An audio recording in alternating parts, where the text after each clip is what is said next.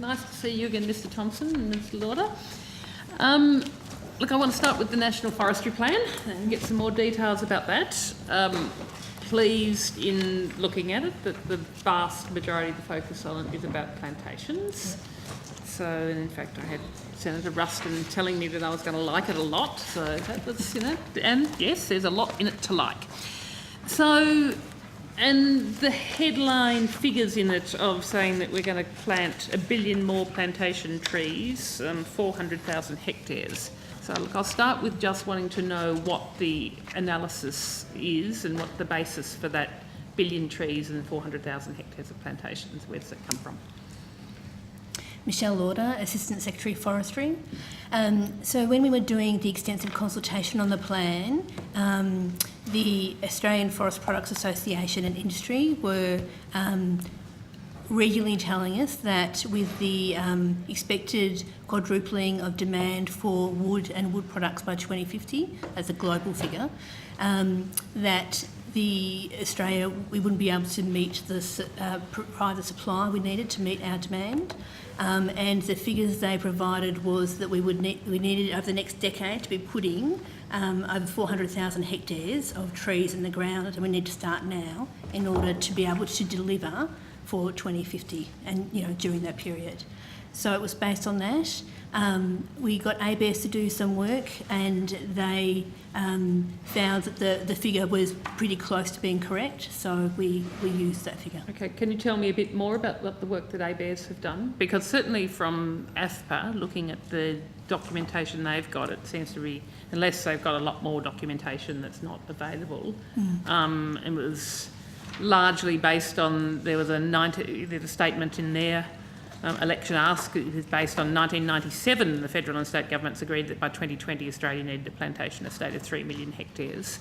So I just want to drill down as to what the analysis is, as to where that's come from. So yeah, can you tell me more about the ABARES? So it isn't in a published report. They did some calculations for us and some modelling for us.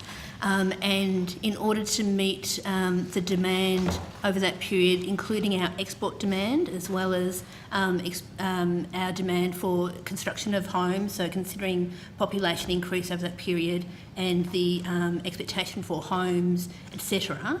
So they've done calculations based on if the homes have floorboards, wooden floorboards, etc. Then they've estimated between, I can't remember exactly, but it was around 400,000, so it might have been 300,000 to 400,000. And with the amount of industry input coming, we used that as the figure. And so you said that it included export demand, so yes. What's exporting, was it maintaining exports at current levels or increasing exports? I might have to take that on notice unless someone from ABS can help me, but I think it was looking at not just maintaining exports at the current level, but the expected increase of exports over that period. Would you be able to table that document to provide us with a copy of that ABARES analysis? So, as I mentioned, they told most of it to us verbally and email, so I'll definitely take it on notice and find out what they can provide. And ABARES will be able to provide that on notice. If you could give me all the documentation, basically the documentation that underpins that 400,000 hectares or 1 billion trees. Yeah. Thank you. And in terms of getting those trees in the ground, there's a lot of focus on saying, yep, regional hubs, which makes a lot of sense, and focusing those plantations around them. What does the government think at the moment is going to be necessary in terms of support, incentives, or is there thought of subsidies, to facilitate and encourage the plantation at that level of trees? Ian Thompson, First Assistant Secretary, Sustainable Agriculture.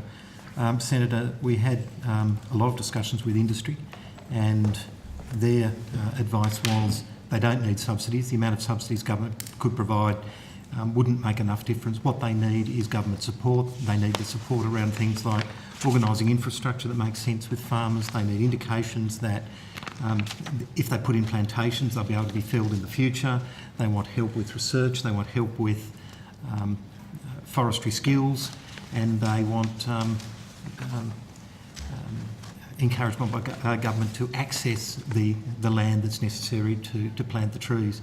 So it's really about encouragement and support around the broader infrastructure, the bridges, the roads, the ports. That makes sense for forestry. They weren't seeking large subsidies, and there aren't large subsidies provided by the plan. Okay, so what's being considered with the emissions reduction fund? I noticed there was reference to changing some of the criteria in terms of what's eligible for the emissions reduction fund funding. So at this stage, the action is to review the water rules around the ERF, specifically in the plantation and farm forestry methods. So we've started doing some discussions on it, and we'll start with reviewing the sites that is based on, and looking at sites that has happened since, I think that was based on 2000 information. So we'll be looking at that. That will be the first step. But we are working with, obviously, the Department of the Environment and Energy, as well as the water area in our department, and potentially others. Have you done any analysis of what proportion of that 400,000 hectares would be eligible for support under the emissions reduction fund? No, not at this stage. Some, depending on where they're based, so which state, what the water issues are there, etc. It would depend on where the plantations are. So we haven't done that analysis. So you haven't done any of that analysis yet? We've done very high-level analysis about where there is availability for plantation expansion, considering land and climate and a range of other things. And water is part of it, but it was very high level. We really need to get down into the detail based on the National Water Initiative and the arrangements with each state. Would you be able to supply me with that high level analysis? Yes. Yes. Yep. Okay. I notice. And if in fact it turned out that a substantial proportion of these plantations were eligible for funds under the emissions reduction fund, there would need to be more money in the fund than there currently is, wouldn't there? Well, that's Yes, I think. probably right, but it would depend on scale. And their conversations that we're currently having with the NFF and the farm sector, those who are already involved in farm forestry, because we see farm forestry as being an important part of this and coordinating that small-scale forestry on farm. And so there is some work to do around the methodologies related to that. And it may be that we need some more money in the ERF as part of that, but that's very much an early stage at this point. Well, in fact, moving on in terms of that, I mean, we were talking about the plantations with the ERF, with farm forestry. Has there been any analysis of what levels of farm forestry, what the criteria would be for their eligibility for the ERF? So there's currently a farm forestry method in place at the moment. At this stage it hasn't actually been utilised though, so the Department of the Environment and Energy are already considering whether they need to investigate and review why it hasn't been taken up. So we're having discussions about that with them at this stage. Yeah. Okay, so you've still got quite a bit more work to do. Some of the Absolutely. parameters in that are, in my view, are a bit restrictive around carbon cycles and things of that nature. So we need to do that review work. We obviously need to sit down with some of the farmers, and I've already had some conversations in that space,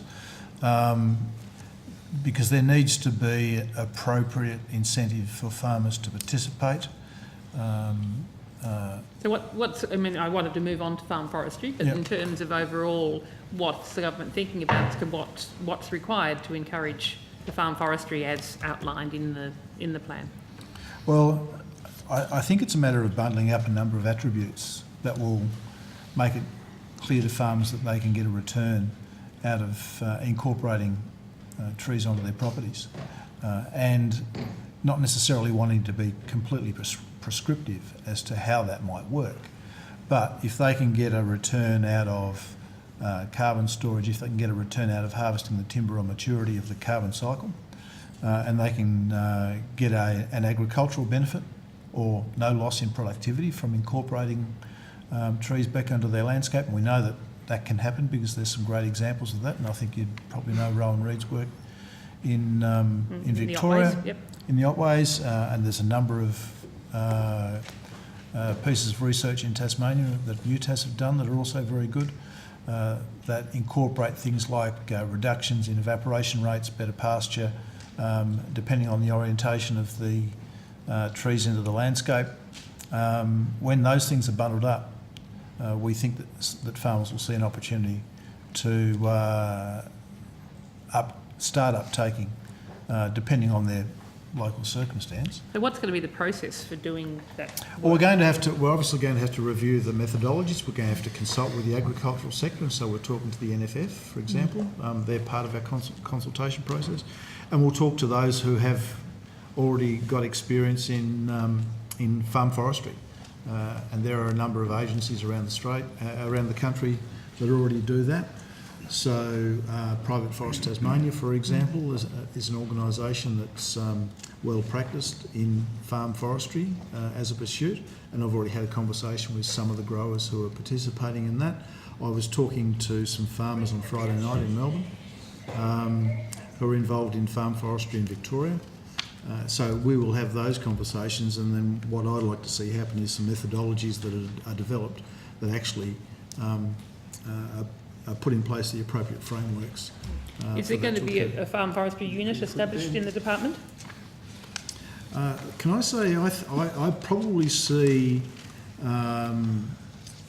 this being coordinated in the longer term by the private sector rather than by government. It's largely the private sector that are coming to us and say we need the resource.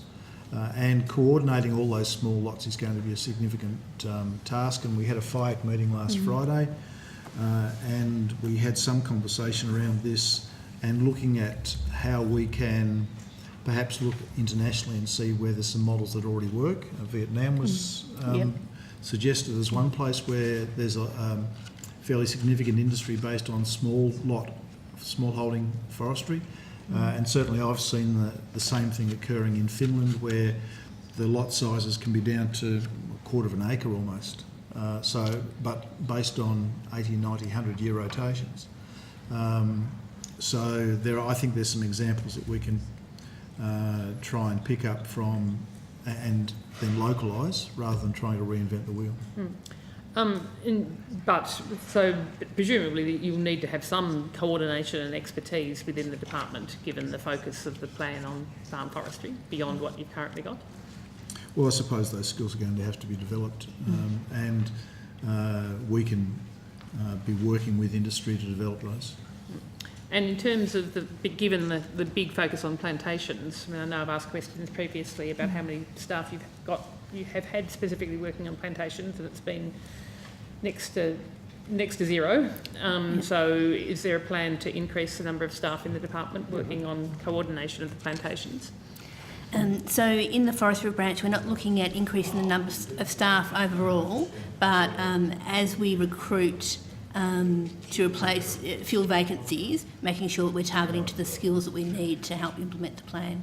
Right, so that would in fact mean that there would be a transfer of people who are currently working on managing native forest logging that will be managing plantations in some way. Potentially. Right, okay. And in terms of the money that's being proposed to be spent on research, how does that compare with what has been spent, say, you probably need to take this on notice, in the last 10 years with research into forest industries? And there's a big, you've got an announcement in here of how much is going to be spent. I know there's been a huge cutback in research on forestry overall from government and CSIRO over the last decade. I would have to take that on notice.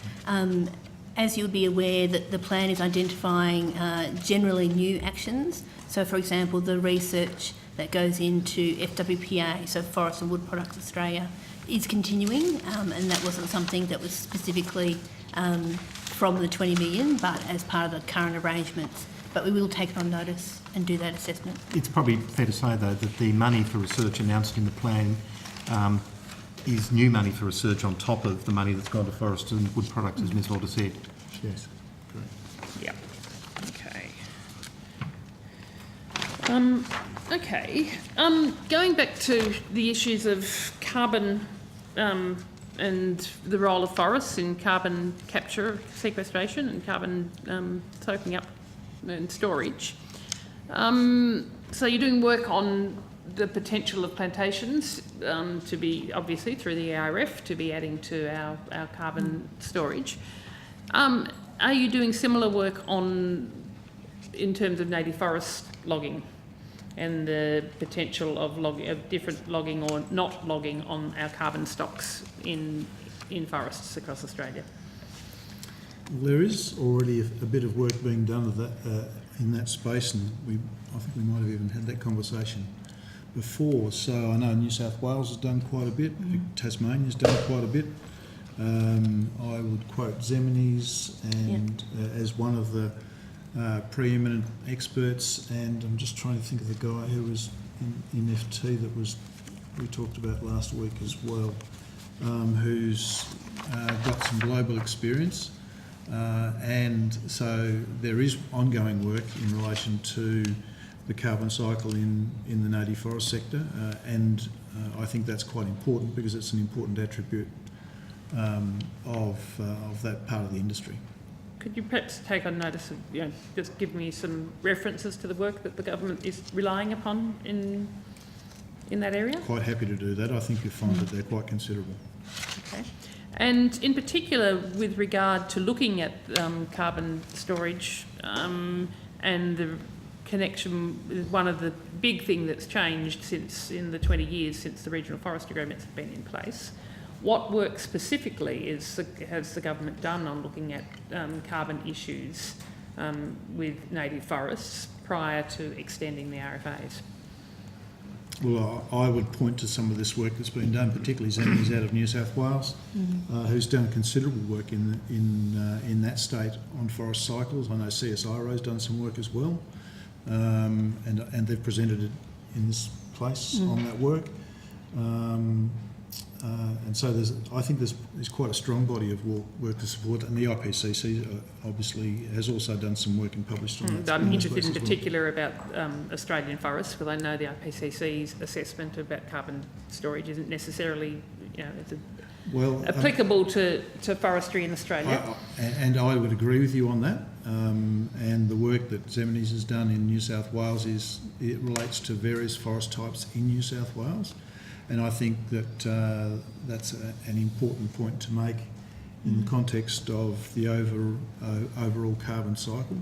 But the work that Zemini's has done, the work that CSIRO has done, and I can't for the life of me think of the other researcher that I'm thinking of, but the main body of work that I've seen and read would indicate that when you take into account all of the attributes of a native forest industry, including the storage of carbon in solid timber products, over life cycles of carbon life cycles within the forest, you'll store more carbon in a managed forest than you will in one that's not managed at all. It's a very contested area of science. I would disagree. I think the science is very, very strong in that space, including, and I quote the CSIRO in that context. And I know this. I've seen some work that reports on parts of forest carbon cycles, which has a different view and has monetary numbers put to it. But the flaw in that work that I've seen is that it might account for say 13 or 14 years out of a forest carbon cycle, and yet the actual carbon cycle in that forest might be 60, 90 or 100 years.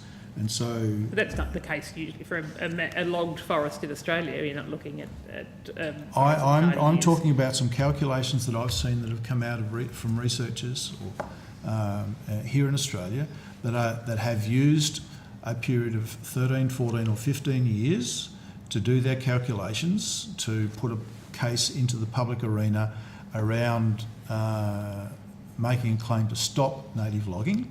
And they've used 13 or 14, 15 years to do their calculations, and they've placed a dollar value on it. but it doesn't take into account the entire carbon cycle.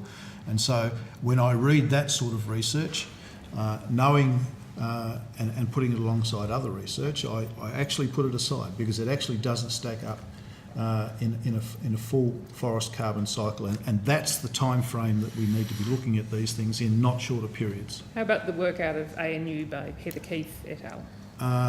I haven't seen that particular work, but some of the work that I've seen out of ANU is the work that I'm describing, and I have to say it doesn't do ANU any service to have that sort of work published, to be frank. Okay. I think that's probably